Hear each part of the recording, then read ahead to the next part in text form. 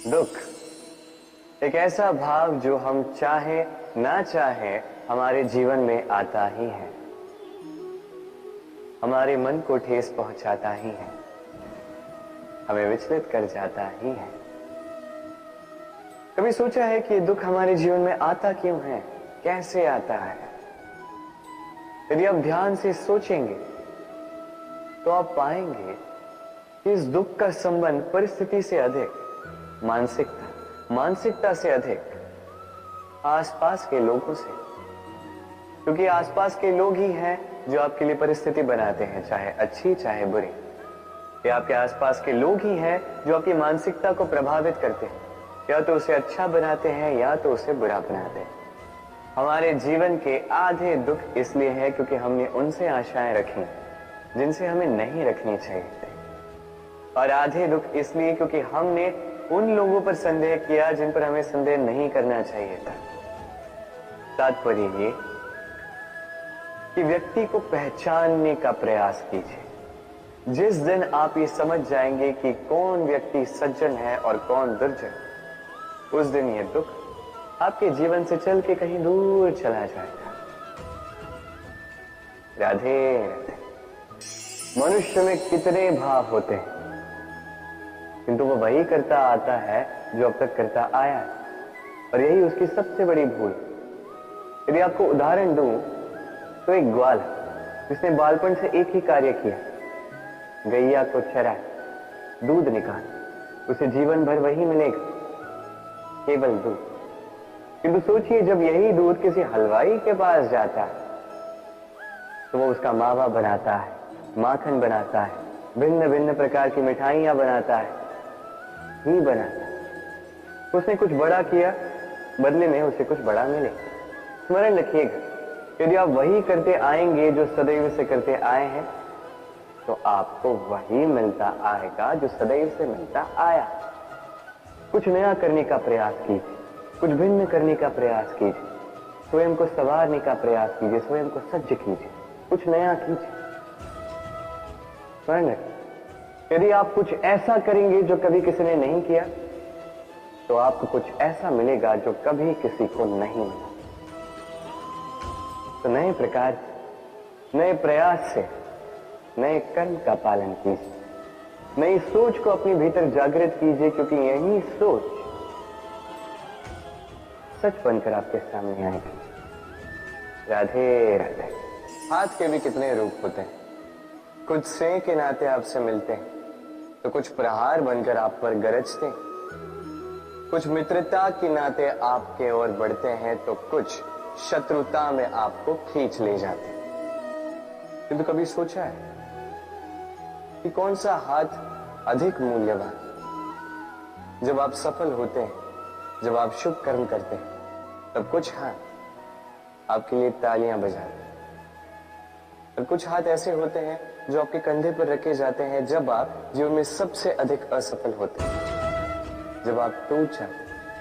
ये तालियां बजाने वाले ये हाथ, आपकी प्रशंसा करने वाले ये हाथ, इससे कहीं अधिक मूल्यवान है वो हाथ जो आपको तब सहारा देते हैं जब आप वो समय व्यतीत कर रहे हैं जो कोई नहीं करना चाहता। ये आपका संबल बनते हैं, और यही संबल है जो जीवन को जीने का आधार आपको देता है। तो एक दूसरे का संबल बनकर रहिए, जीवन में सदैव सुख पाएंगे। राधे। इसे देखें, आप तो जानते ही होंगे ये क्या है। ये बड़ी ही विचित्र वस्तु है। ये है कोयला। मैं इसे विचित्र इसलिए कह रहा हूं, सोच के देखिए, यदि ये गर्म हो और आप इसे पकड़ लो तो ये आपके हाथ जला देगा। यदि ये ठंडा हो और आप इसे पकड़ लो तो ये आपके हाथ पर कालिख लगा देगा। अर्थात कोई भी परिस्थिति हो, ये किसी भी रूप में हो, चाहे गर्म हो चाहे ठंडा हो, ये किसी न किसी रूप में आपको हानि अवश्य पहुंचाएगा। इसी प्रकार होते हैं बुरे लोग, बुरी संगत, कोयले की भांति। चाहे आप कुछ ना भी करें, चाहे कुछ भी हो, तभी यदि आपके समीप रहें तो किसी न किसी रूप में कहीं न कहीं से आपको हानि पहुंचेगी ही पहुंचेगी। इसलिए अपने जीवन में सदैव इस संगत का चयन सोच समझ कर कीजिएगा। राधे राधे। कभी किसी बालक को देखा है? कितना कुछ घटित होता है उसके जीवन, बालपन से लेके बड़े होने तक असंख्य अनुभवों का अनुभव करता है। कभी गिरता है, कभी चोट खाता है, कभी सीखता है, कभी पीड़ा सहता है, तो कभी आनंद के क्षण जीता है। किंतु स्मरण रखता है तो केवल आनंद के क्षण।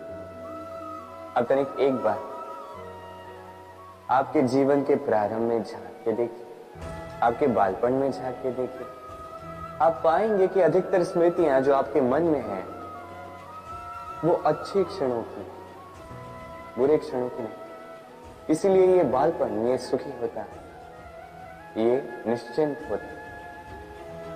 इसलिए आज भी न जाने आप कितने भी बड़े क्यों ना हो जाए, बुरी स्मृतियों को, बुरी यादों को भुलाने का प्रयास कीजिए। एक बार बुरी यादों को भुलाने का अनुभव आपको हो गया तो स्मरण रखिए, कितने भी कठिन कष्ट आपके जीवन में क्यों ना आए, उनका सामना करने में आप सक्षम हैं। राधे। यदि मैं आपसे पूछूं कि इस संसार में सबसे महत्वपूर्ण तत्व कौन सा है, तो आप कहेंगे जल। और बिल्कुल ठीक है, किंतु किस कारण से? इसलिए कि वो हमें जीवन देता है, इसलिए कि वो हमारी प्यास बुझाता है, या इसलिए कि हमारे दैनिक कार्यों से लेकर मरने तक हमारे काम आता है, हर कार्य में हमारी सहायता करता है? नहीं, इसके पीछे एक भाव है जल की प्रकृति। सोचिए, सागर का ये जल सूर्य के ताप को सहकर वाष्पित होता है, फिर ऊपर जाके मेघों में समा जाता है, फिर मेघों के साथ एक लंबी यात्रा तैर कर कहीं पर्वतों से टकराकर वर्षा बनकर इस धरा पर बरसता है। फिर इस धरा के अंग को, इसकी मिट्टी को स्वयं में समा लेता है। मनुष्यों द्वारा, अन्य जीवों द्वारा जो गंदगी फैल चुकी है उसे स्वयं में समा लेता है, और फिर अग्रसर होता है पुनः सागर की ओर, सागर में समा जाता है। किंतु फिर भी पुनः वाष्पित बनते समय उस गंदगी को वहीं छोड़ देता है, उस गंदगी को अपने साथ लेकर नहीं जाता। बस यही जल की प्रकृति है जो उसे महान बनाती है। आप भी अपने जीवन में अपना कर्म कीजिए, महान कर्म कीजिए, पुरुषार्थ कीजिए, किंतु पुरुषार्थ के साथ जो अहम आता है उसे अपने साथ उठने ना दें, उससे परे हो। आप स्वयं को जल की भांति हल्का पाएंगे। राधे राधे। चिंता। सभी कहते हैं चिंता नहीं करनी चाहिए, किंतु चिंता सभी करते हैं। जो वृद्ध व्यक्ति होता है वो अपने अतीत की आज से तुलना करके चिंतित रहता है। जो युवक होता है वो भविष्य के विषय में सोचता है, अपने लक्ष्य को कैसे प्राप्त किया जाए इस विचार में चिंतित रहता है। एक बालक ही है जिसे ना भविष्य की चिंता है, ना भूतकाल का दुख है। और ऐसा क्यों? क्योंकि वो केवल वर्तमान में जीता और इसीलिए वो सबसे अधिक सुखी। स्मरण रखिए, यदि आप अपने आज पे काम करते हैं, उसमें जीते हैं, उसे ठीक करते हैं, उसे और अच्छा बनाते हैं, तो आपका भूतकाल भी और आपका भविष्य भी अपने आप ठीक हो जाएंगे। आइए मेरे साथ प्रेम से कहें, राधे। इस संसार में जो भी व्यक्ति आता है कुछ न कुछ सीखता है। अब उसके पीछे होता है उसके गुरु का। अब ये गुरु को ये निर्धारित हम करते हैं। कदाचित वो हमारे माता पिता हो सकते हैं, कदाचित मित्र हो सकते हैं, भाई हो सकते हैं, आदर्श हो सकते हैं, कदाचित गुरुकुल में सिखाने वाले गुरु भी हो सकते हैं। अब संसार की कुछ बातें ऐसी जो संसार का कोई गुरु नहीं सिखा सकता, वो आपको समय सिखा जाता है। क्योंकि संसार में समय से बड़ा गुरु और कोई नहीं। अब समय में और गुरु में एक समानता है और एक अंतर है। समानता ये कि समय और गुरु दोनों आपको सिखाते हैं। अंतर ये कि गुरु पहले आपको सिखाता है, फिर आपकी परीक्षा लेता है।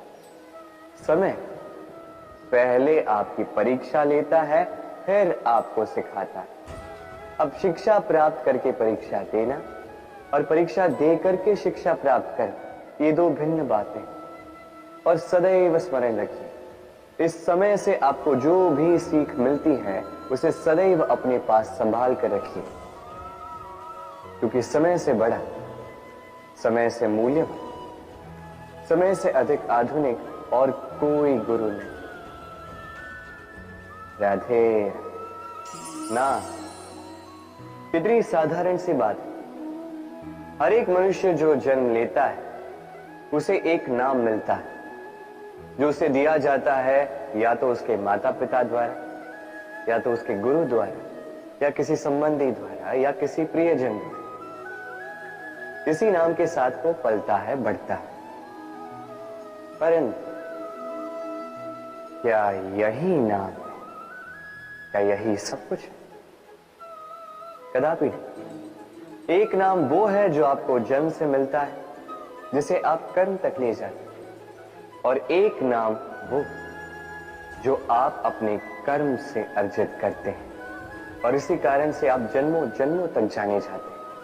आपका वास्तविक नाम वो नहीं जो आपको जन्म से मिला है। आपका वास्तविक नाम वो है जो आपने अपने कर्म से कमाया है, क्योंकि इस कमाई के पीछे अनंत प्रयास छिपे होते हैं, अनेक परिश्रम छिपे होते हैं। किंतु यदि आप चाहते ही हैं कि लोग आपके नाम को स्मरण रखें, तो आपको कर्म के मार्ग पर अग्रसर होना ही होगा। शुभ कर्म करने होंगे, निरंतर प्रयास करने होंगे, महान कर्म करने होंगे, और विश्वास कीजिए आपको एक महान नाम का ये फल अवश्य मिलेगा। राधे राधे। मनुष्य सामाजिक प्राणी है। समाज में घूमता है, लोग ढूंढता है, संबंध बनाता है, उन्हें बढ़ाता है, सुख देता है, सुख प्राप्त करता है, अपने दुख को कम करता है। किंतु एक बात समझ नहीं पाता, अपने कौन है और पराये कौन है। देखिए, अपने वो नहीं जो सुख के क्षणों में आपके साथ रहते हैं, अपने वो है जो दुख के क्षणों में आरंभ से लेके अंत तक आपके साथ खड़े रहते हैं। ध्यान रहे, सुख के क्षणों में जो आपके साथ सम्मिलित होते हैं, ये वो लोग हैं जिन्हें आप चाहते हैं। किंतु जो दुख के क्षणों में, समस्या में, पीड़ा में, अकेलेपन में आपके साथ खड़े रहते हैं, सदैव आपका साथ निभाते हैं, ये वो लोग हैं जो आपको चाहते हैं। अब किन्हें अपना बनाना है और किन्हें पराया, निर्णय आपका है। राधे राधे।